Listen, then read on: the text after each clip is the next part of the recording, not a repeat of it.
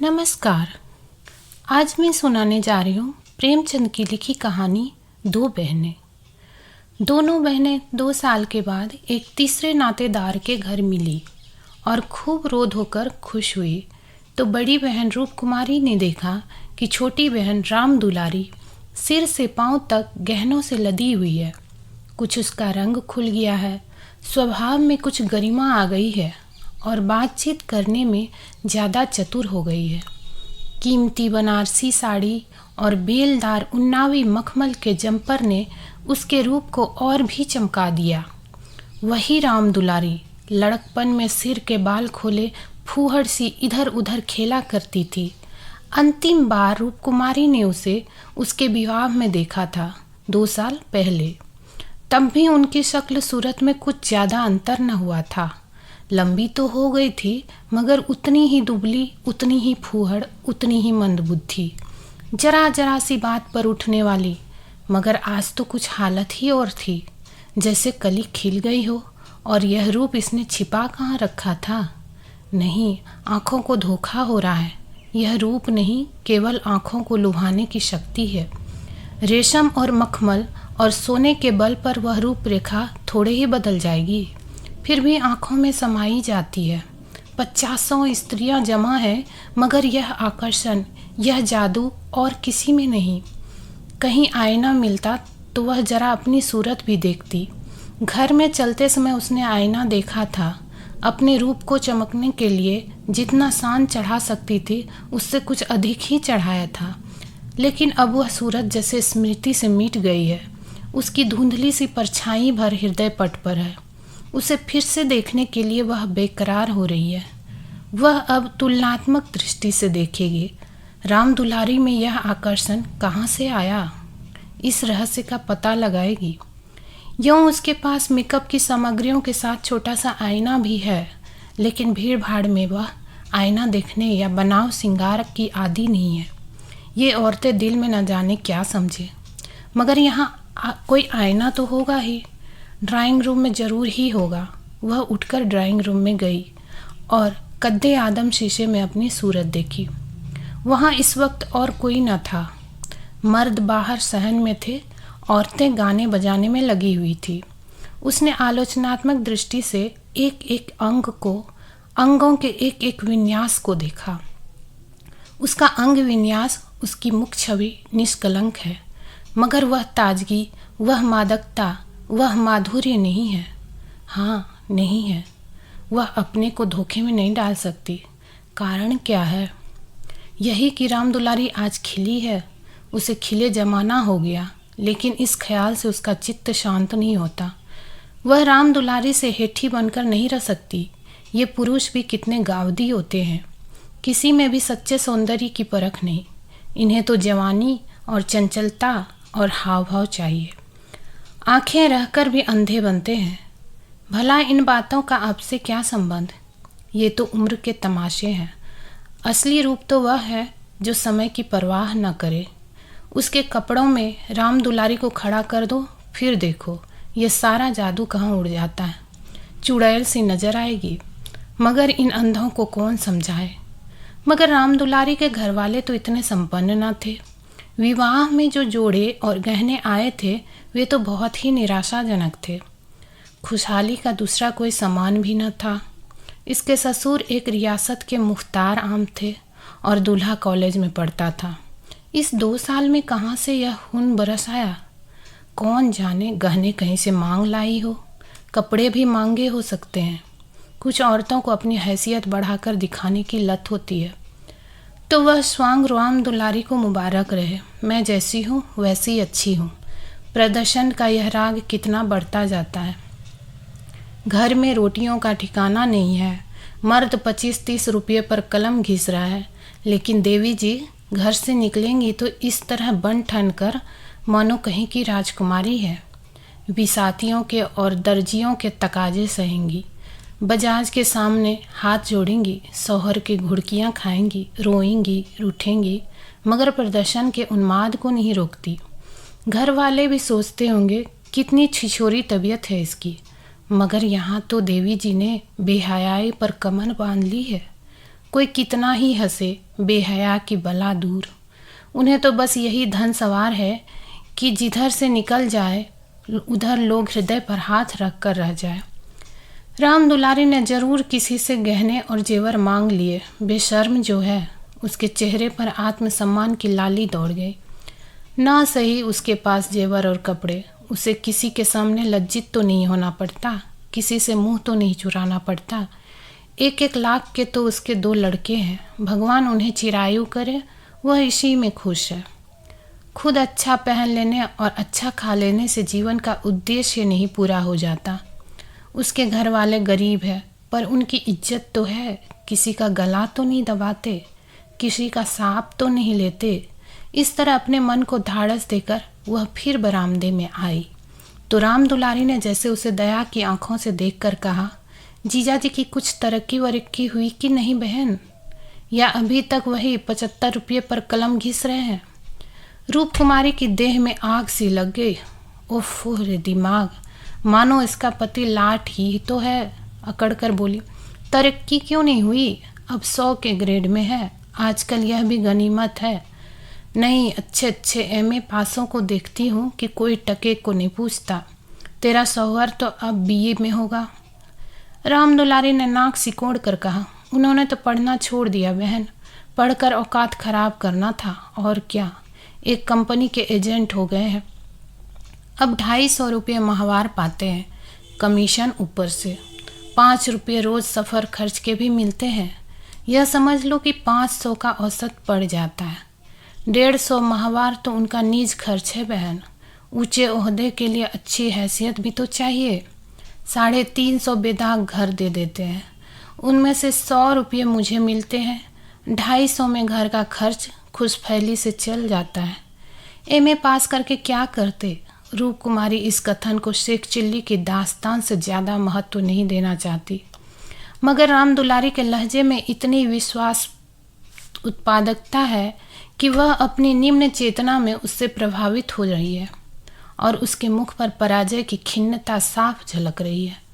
मगर यदि उसे बिल्कुल पागल नहीं हो जाना है तो इस ज्वाला को हृदय से निकाल देना पड़ेगा।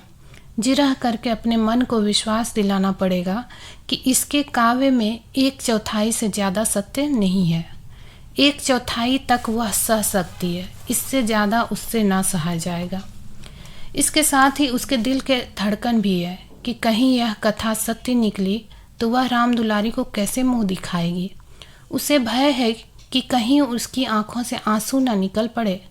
कहाँ 75 और कहाँ 500, इतनी बड़ी रकम आत्मा की हत्या करके भी क्यों न मिले, फिर भी रूप कुमारी के लिए असह्य है। आत्मा का मूल्य अधिक से अधिक 100 रुपये हो सकता है, 500 किसी हालत में भी नहीं। उसने परिहास के भाव से पूछा, जब एजेंटी में इतना वेतन और भत्ता मिलता है तो ये सारे कॉलेज बंद क्यों नहीं हो जाते? हजारों लड़के क्यों अपनी ज़िंदगी खराब करते हैं? राम दुलारी बहन के खिसियानेपन का आनंद उठाती हुई बोली, बहन तुम यहाँ भूल कर रही हो। एमए तो सभी पास हो सकते हैं, मगर एजेंटी बिरले ही किसी को आती है। यह तो ईश्वर की देन है, कोई ज़िंदगी भर पढ़ता रहे। मगर यह ज़रूरी नहीं कि वह अच्छा एजेंट भी हो जाए। रुपये पैदा करना दूसरी बात है, आलिम फाजिल हो जाना दूसरी बात। अपने माल की श्रेष्ठता का विश्वास पैदा करना, यह दिल में जमा देना कि इससे सस्ता और टिकाऊ माल बाजार में मिल ही नहीं सकता, आसान काम नहीं है। एक से एक घाघों से उसका सबका सामना है। बड़े बड़े राजाओं और रईसों का मत फेरना पड़ता है, तब जाके कहीं माल बिकता है। मामूली आदमी तो राजाओं और नवाबों के सामने ही ना जा सके, पहुँच ही ना हो, और किसी तरह पहुँच भी जाए तो जबान ना खुले। पहले पहले तो इन्हें भी झिझक हुई थी, मगर अब तो इस सागर के मगर हैं। अगले साल तरक्की होने वाली है। रूप कुमारी की धमनियों में रक्त की गति जैसे बंद हुई जा रही है। निर्दयी आकाश गिर क्यों नहीं पड़ता? पाषाण हृदया धरती फट क्यों नहीं जाती? यह कहाँ का न्याय है कि रूप कुमारी जो रूपवती है, तमीज़दार है, सुघड़ है, पति पर जान देती है, बच्चों को प्राणों से ज़्यादा चाहती है, थोड़े में गृहस्थी को इतने अच्छे ढंग से चलाती है, उसकी तो यह दुर्गति और यह घमंडिन बदतमीज विलासिनी चंचल मुंहफट छोकरी जो अभी तक सिर खोले घुमा करती थी रानी बन जाए। मगर उसे अब भी कुछ आशा बाकी थी। शायद आगे चलकर उसके चित्त की शांति का कोई मार्ग निकल आए। उसी परिहास के स्वर में बोली, तब तो शायद 1000 मिलने लगे। 1000 तो नहीं, पर 600 में संदेह नहीं। कोई आंखों का धंधा मालिक फंस गया होगा। व्यापारी आंखों के धंधे नहीं होते दीदी। उनकी आंखें हमारी तुम्हारी आंखों से कहीं तेज होती है। जब तुम उन्हें 6000 कमा कर दो तब कहीं 600 मिले। जो सारी दुनिया को चराए उसे कौन बेवकूफ़ बनाएगा। परिहास से काम न चलते देखकर रूपकुमारी ने अपमान का अस्त्र निकाला। मैं तो इसे बहुत अच्छा पेशा नहीं समझती। सारे दिन झूठ के तमार बांधो, यह तो ठग विद्या है। राम दुलारी जोर से हंसी। बहन पर उसने पूरी विजय पाई थी। इस तरह तो जितने वकील बैरिस्टर हैं सभी ठग विद्या करते हैं। अपने मुवक्किल के फ़ायदे के लिए उन्हें क्या नहीं करना पड़ता। झूठी शहादतें तक बनानी पड़ती है। मगर उन्हीं वकीलों और बैरिस्टरों को हम अपना लीडर कहते हैं। उन्हें अपनी कौमी सभाओं का प्रधान बनाते हैं। उनकी गाड़ियाँ खींचते हैं। उन पर फूलों और अशर्फियों की वर्षा करते हैं। उनके नाम से सड़कें, प्रतिमाएं और संस्थाएं बनाते हैं। आजकल दुनिया पैसा देखती है। आजकल ही क्यों, हमेशा से धन की ही महिमा रही है। पैसे कैसे आए यह कोई नहीं देखता। जो पैसे वाला है उसी की पूजा होती है। जो अभागे हैं, अयोग्य हैं या भीरू हैं, वे आत्मा और सदाचार की दुहाई देकर अपने आंसू पोंछते हैं। नहीं, आत्मा और सदाचार को कौन पूछता है। रूपकुमारी खामोश हो गई। अब उसे यह सत्य उसकी सारी वेदनाओं के साथ स्वीकार करना पड़ेगा कि राम दुलारी सबसे ज़्यादा भाग्यवान है। इससे अब त्राण नहीं। परिहास या अनादर से वह अपनी तंग दिली का प्रमाण देने के सिवा और क्या पाएगी। उसे किसी बहाने से राम दुलारी के घर जाकर असलियत की छानबीन करनी पड़ेगी। अगर राम दुलारी वास्तव में लक्ष्मी का वरदान पा गई है तो रूपकुमारी अपनी किस्मत ठोक कर बैठ रहेगी। समझ लेगी कि दुनिया में कहीं न्याय नहीं है, कहीं ईमानदारी की पूछ नहीं है। मगर क्या सचमुच उसे इस विचार से संतोष होगा। यहाँ कौन ईमानदार है? वही जिसे बेईमानी करने का अवसर नहीं है और न इतनी बुद्धि या मनोबल है कि वह अवसर पैदा कर ले। उसके पति 75 रुपये पाते हैं, पर क्या 10-20 रुपया और ऊपर से मिल जाए तो वह खुश होकर ले न लेंगे। उनकी ईमानदारी और सत्यवादिता उसी समय तक है जब तक अवसर नहीं मिलता। जिस दिन मौका मिला सारी सत्यवादिता धरी रह जाएंगी। और क्या रूपकुमारी में इतनी नैतिक बल है कि वह अपने पति को हराम का माल हजम करने से रोक दे। रोकना तो दूर की बात है, वह प्रसन्न होगी, शायद पतिदेव की पीठ ठोकेगी। अभी उनके दफ्तर से आने के समय वह मन मारे बैठी रहती है। तब वह द्वार पर खड़ी होकर उनकी बाट जोहेगी और ज्यों ही वह घर में आएंगे उनकी जेबों की तलाशी लेगी। आंगन में गाना बजाना हो रहा था। राम दुलारी उमंग के साथ गा रही थी और रूपकुमारी वहीं बरामदे में उदास बैठी हुई थी। न जाने क्यों उसके सिर में दर्द होने लगा था। कोई गाए कोई नाचे उससे प्रयोजन नहीं। वह तो अभागिन है, रोने के लिए पैदा की गई है। 9 बजे रात को मेहमान रुखसत होने लगे। रूपकुमारी भी उठी, इक्का मंगवाने जा रही थी कि राम दुलारी ने कहा, इक्का मंगवा कर क्या करोगी बहन? मुझे लेने के लिए कार आती होगी। चलो 2-4 दिन मेरे यहाँ रहो, फिर चली जाना। मैं जीजाजी को कहला भेजूंगी, तुम्हारा इंतज़ार न करें। रूपकुमारी का यह अंतिम अस्त्र भी बेकार हो गया। राम दुलारी के घर जाकर हालचाल की टोल लेने की इच्छा गायब हो गई। वह अब अपने घर जाएगी और मुंह ढाँप कर पड़ी रहेगी। इन फटे हालों में क्यों किसी के घर जाए। बोली, नहीं अभी तो मुझे फुर्सत नहीं है, बच्चे घबरा रहे होंगे, फिर कभी आऊँगी। क्या रात भर भी नहीं ठहरोगी? नहीं। अच्छा बताओ कब आओगी? मैं सवारी भेज दूंगी, मैं खुद कला भेजूंगी। तुम्हें याद न रहेगी, साल भर हो गया, भूल कर भी याद न किया। मैं इसी इंतज़ार में थी कि दीदी बुलावे तो चलूं। एक ही शहर में रहते हैं, फिर भी इतनी दूर कि साल भर गुजर जाए और मुलाकात तक ना हो। रूपकुमारी इसके सिवा और क्या कहे कि घर में कामों में छुट्टी नहीं मिलती। कई बार उसने इरादा किया कि दुलारी को बुलाए, मगर अवसर ही न मिला। सहसा राम दुलारी के पति मिस्टर गुरुसेवक ने आकर बड़ी साली को सलाम किया। बिल्कुल अंग्रेजी सज धज, मुंह में चुरूट, कलाई पर सोने की घड़ी, आंखों पर सुनहरी ऐनक, जैसे कोई सिविलियन हो। चेहरे से जेहानत और शराफत बरस रही थी। वह इतना रूपवान और सजीला है, रूप कुमारी को अनुमान न था। कपड़े जैसे उसकी देह पर खिल रहे थे। आशीर्वाद देकर बोली, आज यहाँ न आती तो मुझसे मुलाकात क्यों होती। गुरुसेवक हंसकर बोला, यह उल्टी शिकायत। क्यों न हो, कभी आपने बुलाया और मैं न गया। मैं नहीं जानती थी कि तुम अपने को मेहमान समझते हो, वह भी तो तुम्हारा ही घर है। राम दुलारी देख रही थी कि मन में उससे ईर्ष्या रखते हुए भी वह कितनी वाणी मधुर, कितनी स्निग्ध, कितनी अनुग्रह प्रार्थनी होती जा रही है। गुरु सेवक ने उदार मन से कहा, हाँ अब मान गया भाभी साहब, बेशक मेरी गलती है। इस दृष्टि से मैंने विचार नहीं किया था, मगर आज तो मेरे घर रहिए। नहीं, आज बिल्कुल अवकाश नहीं है, फिर कभी आऊँगी। लड़के घबरा रहे होंगे। राम दुलारी बोली, मैं कितना कह के हार गई, मानती ही नहीं। दोनों बहनें कार की पिछली सीट पर बैठी। गुरु सेवक ड्राइव करता हुआ चला। जरा देर में उसका मकान आ गया। राम दुलारी ने फिर बहन से उतरने के लिए आग्रह किया, पर वह न मानी। लड़के घबरा रहे होंगे। आखिर राम दुलारी उससे गले में कर अंदर चली गई। गुरु सेवक ने कार बढ़ाई। रूप कुमारी ने उड़ती हुई निगाह से राम दुलारी का मकान देखा और वह ठोस सत्य एक शलाका की भांति उसके कलेजे में चुभ गया। कुछ दूर जाकर गुरु सेवक बोला, भाभी, मैंने तो अपने लिए अच्छा रास्ता निकाल लिया। अगर 2-4 साल इसी तरह काम करता रहा तो आदमी बन जाऊंगा। रूप कुमारी ने सहानुभूति के साथ कहा, राम दुलारी ने मुझसे बताया था, भगवान करे जहाँ रहो खुश रहो, मगर जरा हाथ पैर संभाल के रहना। मैं मालिक की आंख बचाकर 1 पैसा भी लेना पाप समझता हूँ भाभी। दौलत का मज़ा तो तभी है कि ईमान सलामत रहे। ईमान खोकर पैसे मिले तो क्या, मैं ऐसी दौलत को त्याज समझता हूँ। और आंख किसकी बचाऊँ, सब सियाह सफ़ेद तो मेरे हाथ में है। मालिक तो रहा नहीं, केवल उसकी बेवा है। उसने सब कुछ मेरे हाथ में छोड़ रखा है।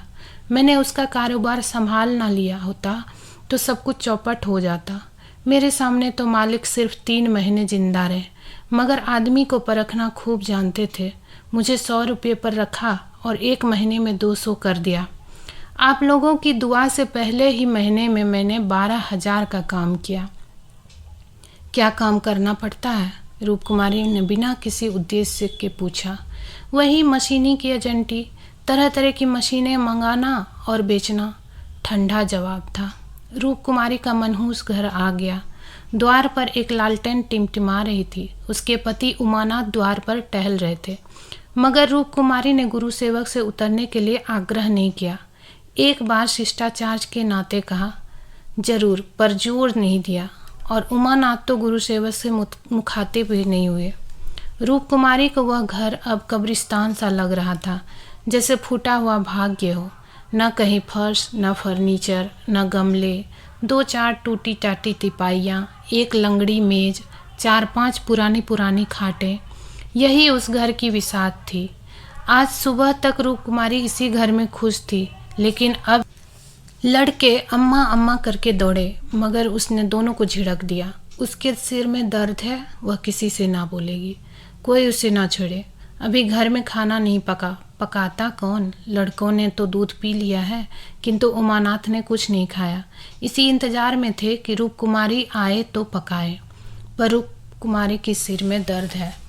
मजबूर होकर बाजार से पूरियां लानी पड़ेगी। रूप कुमारी ने तिरस्कार के स्वर में कहा, तुम अब तक मेरा इंतजार क्यों करते रहे?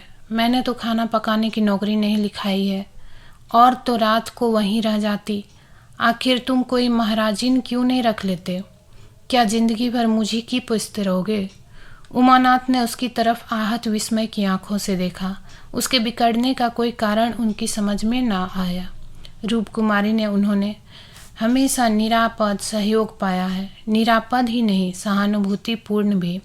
उन्होंने कई बार उससे महाराजिन रख लेने का प्रस्ताव खुद किया था, पर उसने बराबर यही जवाब दिया कि आखिर मैं बैठे बैठे क्या करूँगी, 4-5 रुपये का खर्च बढ़ाने से क्या फ़ायदा। यह पैसे तो बच्चे के मक्खन में खर्च होते हैं, और आज वह इतनी निर्ममता से उलाहना दे रही है जैसे गुस्से में भरी हो। अपनी सफाई देते हुए बोले, महाराजिन रखने के लिए तो मैंने खुद तुमसे कई बार कहा, तो लाकर रख क्यों न दिया? मैं उसे निकाल देती तो कहते। हाँ, यह गलती हुई है, तुमने कभी सच्चे दिल से नहीं कहा। रूपकुमारी ने और भी प्रचंड होकर कहा, तुमने केवल मेरा मन लेने के लिए कहा। मैं ऐसी भोली नहीं हूँ कि तुम्हारे मन का रहस्य ना समझूं। तुम्हारे दिल में कभी मेरे आराम का विचार आया ही नहीं। तुम तो खुश थे कि अच्छी लौंडी मिल गई है, एक रोटी खाती है और चुपचाप पड़ी रहती है, महज खाने और कपड़े पर, यह भी जब घर की ज़रूरतों से बचे।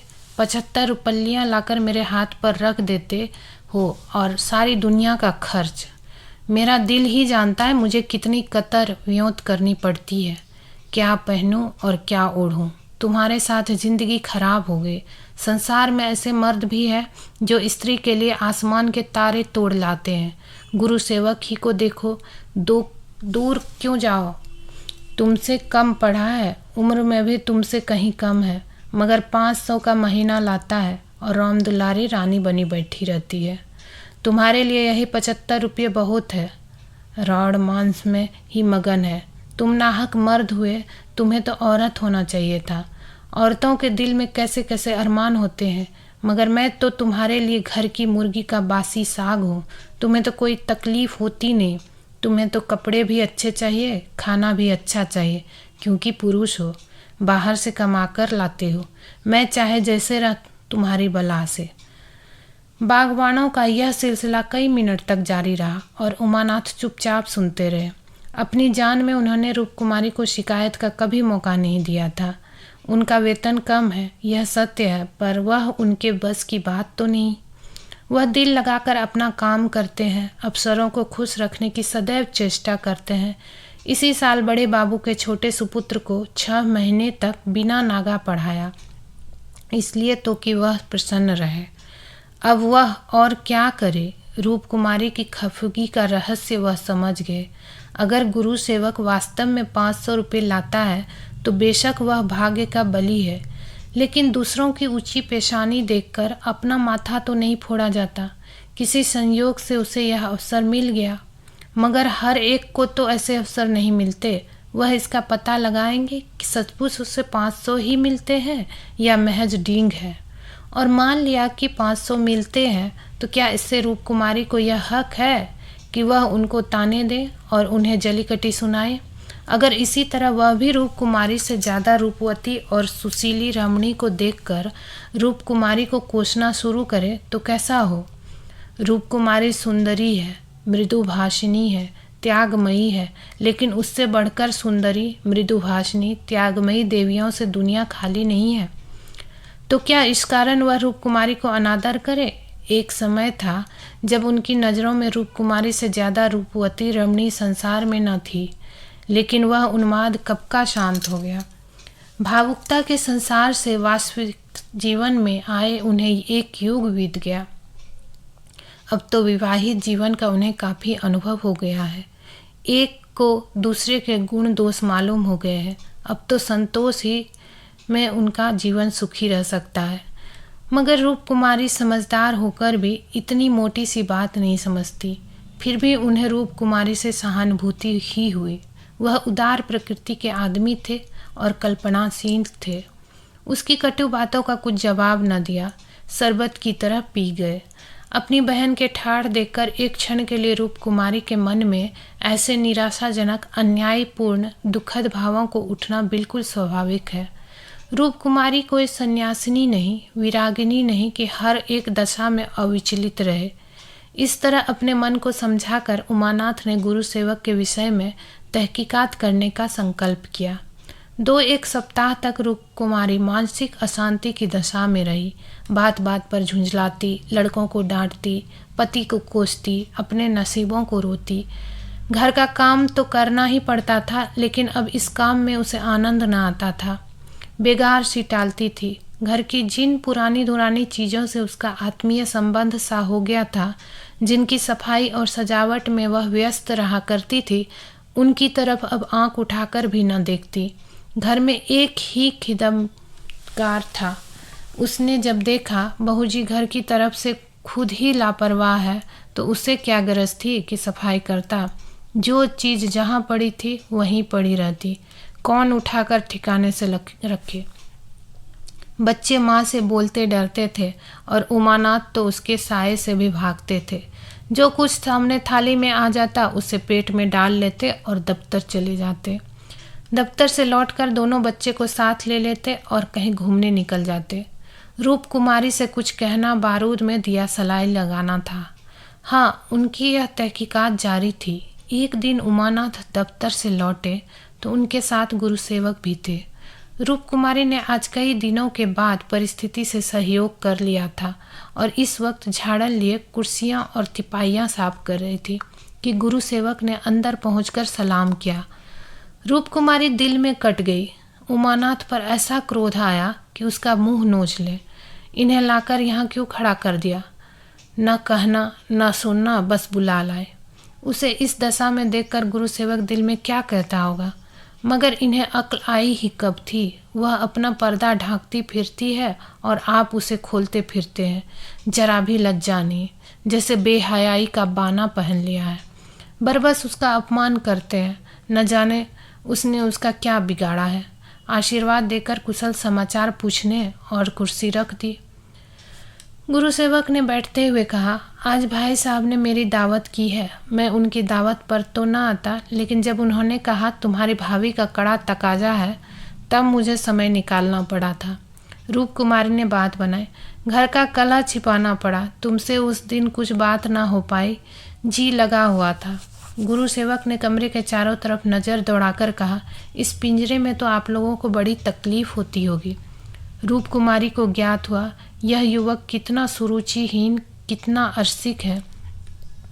दूसरों के मनोभावों का आदर करना जैसे जानता ही नहीं। इसे इतनी सी बात भी नहीं मालूम कि दुनिया में सभी भाग्यशाली नहीं होते। लाखों में एक ही कहीं भाग्यवान निकलता है, और उसे भाग्यवान ही क्यों कहा जाए। जहाँ बहुतों को दाना न मयस्सर हो, वहाँ थोड़े से आदमियों के भोग विलास में कौन सा सौभाग्य। जहाँ बहुत से आदमी भूखों मर रहे हो, वहाँ दो चार आदमी मोहन भोग उड़ाए तो यह उनकी बेहयाई और हृदयहीनता है, सौभाग्य कभी नहीं। कुछ चिढ़कर बोली, पिंजरे में कटघरे में रहने से अच्छा है। पिंजरे में निरीह पक्षी रहते हैं, कटघरा में तो घातक जंतुओं का ही निवास स्थान है। गुरु सेवक शायद यह संकेत न समझ पाया। बोला, मेरा तो इस घर में दम घुट जाए। मैं आपके लिए अपने घर के पास ही एक मकान ठीक करा दूंगा, खूब लंबा चौड़ा। आपसे कुछ किराया ना लिया जाएगा। मकान हमारी मालकिन का है। मैं भी उसी के एक मकान में रहता हूँ। सैकड़ों मकान हैं उनके पास, सैकड़ों। सब में मेरे अख्तियार में है। जिसे जो मकान चाहूँ दे दूँ, मेरे अख्तियार में है। किराया लूँ या ना लूँ, मैं आपके लिए सबसे अच्छा मकान ठीक करूँगा। मैं आपका बहुत अदब करता हूँ। रूप कुमारी समझ गई, महाशय इस वक्त नशे में है, अभी वो बहक रहे हैं। अब उसने गौर से देखा तो उनकी आंखें सिकुड़ गई थी, गाल कुछ फूल गए थे, जबान भी लड़खड़ाने लगी थी। एक जवान खूबसूरत शरीफ चेहरा कुछ ऐसा शेखीबाज और निर्लज हो गया कि उसे देखकर घृणा होती थी। उसने एक क्षण बाद फिर बहकना शुरू किया, मैं आपका बहुत अदब करता हूँ। जी हाँ, आप मेरी बड़ी भाभी है। आपके लिए मेरी जान हाजिर है। आपके लिए एक मकान नहीं, 100 मकान तैयार है। मैं मिसेज लोहिया का मुख्तार हूँ। सब कुछ मेरे हाथ में है, सब कुछ। मैं जो कुछ कहता हूँ वह आंखें बंद करके मंजूर कर लेती है। मुझे अपना बेटा समझती है। मैं उसकी सारी जायदाद का मालिक हूँ। मिस्टर लोहिया ने मुझे 20 रुपये पर रखा, 20 रुपये पर। बहुत बड़ा मालदार था, मगर किसी को मालूम नहीं उसकी दौलत कहाँ से आती थी। किसी को नहीं मालूम, मेरे सिवा कोई नहीं जानता। वह खुफिया फरोश था, किसी से कहना नहीं। वह चोरी से कोकीन बेचता था, लाखों की आमदनी थी उसकी। अब वही व्यापार मैं करता हूँ। हर शहर में हमारे खुफिया एजेंट हैं। मिस्टर लोहिया ने मुझे इस फन में उस्ताद बना दिया। जी हाँ, मजाल नहीं कि मुझे कोई गिरफ्तार कर ले। बड़े बड़े अफसरों से मेरा याराना है। उनके मुंह में नोटों के पुलिंदे ठूस ठूस कर उनकी आवाज़ बंद कर देता हूँ। कोई चूं तक नहीं करता। दिन दहाड़े बेचता हूँ, हिसाब में लिखता हूँ 1000 रिश्वत दी, देता हूँ 500, बाकी यारों का है। बेदरेग रुपये आते हैं और बेदरेग खर्च करता है। बुढ़िया को तो राम नाम से मतलब है, 70 चूहे खा के अब हज करने चली है। कोई मेरा हाथ पकड़ने वाला नहीं, कोई बोलने वाला नहीं। जेब से नोटों का एक बंडल निकाल कर, यह आपके चरणों की भेंट है, मुझे दुआ दीजिए कि इसी शान से ज़िंदगी कट जाए। जो आत्मा और सदाचार के उपासक हैं उन्हें कुबेर लाते हैं, मारता है। लक्ष्मी उनको पकड़ती है जो उसके लिए अपना दीन और ईमान सब कुछ छोड़ने को तैयार है। मुझे बुरा न कहिए, मैं कौन मालदार हूँ। जितने धनी हैं वे सब के सब लुटेरे हैं, पक्के लुटेरे, डाकू। कल मेरे पास रुपये हो जाए और मैं एक धर्मशाला बनवा दूँ, फिर देखिए मेरी कितनी वाह वाह होती है। कौन पूछता है मुझे दौलत कहाँ से मिली। जिस महात्मा को कहिए बुलाकर उससे प्रशंसा करवा लो। मिस्टर लोहिया का महात्माओं ने धर्म भूषण की उपाधि दी थी, इन स्वार्थी पेट के बंदरों ने। उस बुढ़े को जिससे बड़ा कुकर्मी संसार में ना होगा। यहाँ तो लूट है। एक वकील आध घंटा बहस करके 500 मार लेता है। एक डॉक्टर जरा सा नस्तर लगाकर 1000 सीधा कर लेता है। एक जुआरी स्पेकुलेशन में एक एक दिन में लाखों का वारा न्यारा करता है। अगर उनकी आमदनी जायज़ है तो मेरी आमदनी भी जायज़ है। जी हाँ, जायज़ है। मेरे निकाह में बड़े से बड़े मालदार भी कोई इज्जत नहीं। मैं जानता हूँ वह कितना बड़ा हथकंडेबाज है। यहाँ जो आदमी आंखों में धूल झोंक सके वही सफल है। गरीबों को लूटकर मालदार हो जाना समाज की पुरानी परिपाटी है। मैं भी वही करता हूँ जो दूसरे करते हैं। जीवन का उद्देश्य है ऐसा करना। खूब लूटूंगा, खूब ऐश करूँगा और बुढ़ापे में खूब खैरात करूँगा और एक दिन लीडर बन जाऊँगा। कहिए गिना दूँ यहाँ कितने लोग जुआ खेल खाल कर करोड़पति हो गए हैं, कितने औरतों का बाजार लगाकर करोड़पति हो गए। सहसा उमानाथ ने आकर कहा, मिस्टर गुरु सेवक क्या कर रहे हो, चलो चाय पी लो, ठंडी हो रही है। गुरु सेवक ऐसा हड़बड़ा उठा मानो अपने सचेत रहने का प्रमाण देना चाहता हूँ, मगर पाँव लड़खड़ाए और जमीन पर गिर पड़ा। फिर संभल कर उठा और झूमता झूमता ठोकरे खाता बाहर चला गया। रूप कुमारी ने आज़ादी की सांस ली। यहाँ बैठे बैठे उसे हौल दिल सा हो रहा था। कमरे की हवा जैसे कुछ भारी हो गई थी। जो प्रेरणाएं कई दिन से अच्छे अच्छे मनोहर रूप भरकर उसके मन में आ रही थी, आज उसे उनका असली विभत्स घिनौना रूप नजर आया। जिस त्याग, सादगी और साधुता के वातावरण में अब तक उसकी जिंदगी गुजरी थी, उसमें इस तरह के दांव पे छल कपट और पतित स्वत बिल्कुल घुसना बिल्कुल ऐसा ही था जैसे किसी बाग में सांडों का एक झुंड घुसा है। इन दामों वह दुनिया की सारी दौलत और सारा ऐश खरीदने को भी तैयार न हो सकती थी। नहीं, अब राम दुलारी के भाग्य से अपने भाग्य को बदला न करेगी। वह अपने हाल में खुश है। राम दुलारी पर उसे दया आई, जो भोग विलास की धुन और अमीर कहलाने के मोह में अपनी आत्मा का सर्वनाश कर रही है। मगर वह बेचारी भी क्या करे, और गुरु सेवक का भी क्या दोष है। जिस समाज में दौलत पूजती है, जहाँ मनुष्य का मोल उसके बैंक अकाउंट और टीम टाम से आंका जाता है, जहाँ पग पग पर प्रलोभनों का जाल बिछा हुआ है और समाज की कुव्यवस्था आदमी में ईर्ष्या, द्वेष, अपहरण और नीचता के भावों को उकसाती और उभारती रहती है, गुरु सेवक और राम दुलारी उस जाल में फंस जाए, उस प्रवाह में बह जाए तो कोई अचरज नहीं। उसी वक्त उमानाथ ने आकर कहा, गुरु सेवक यहाँ बैठा बैठा क्या बहक रहा था। मैंने तो उसे विदा कर दिया। जी डरता था कहीं पुलिस उसके पीछे न लगी हो, नहीं तो मैं भी गेहूं के साथ घुन की तरह पीस जाऊं। राम कुमारी ने क्षमा प्रार्थी नेत्रों से उन्हें देखकर जवाब दिया। वही अपनी खुफिया फरोशी की डींग मार रहा था। मुझे भी मिसेज लोहिया से मिलने को कह गया।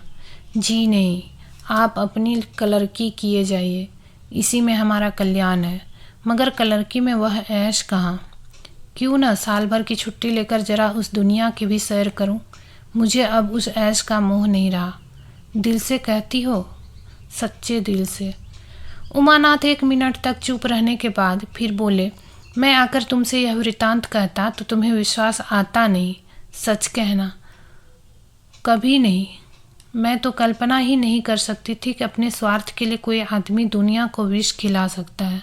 मुझे सारा हाल पुलिस के सब इंस्पेक्टर से मालूम हो गया था। मैंने उसे खूब शराब पिला दी थी कि नशे में बहकेगा जरूर और सब कुछ उगल देगा। ललचता तो तुम्हारा जी भी था। हाँ, ललचता तो था और अब भी ललच रहा है, मगर ऐश करने के लिए जिस हुनर की ज़रूरत है वह कहाँ से लाऊंगा? ईश्वर न करे वह हुनर तुम में आए। मुझे तो उस बेचारे पर तरस आती है। मालूम नहीं खैरियत से घर पहुंच गया या नहीं।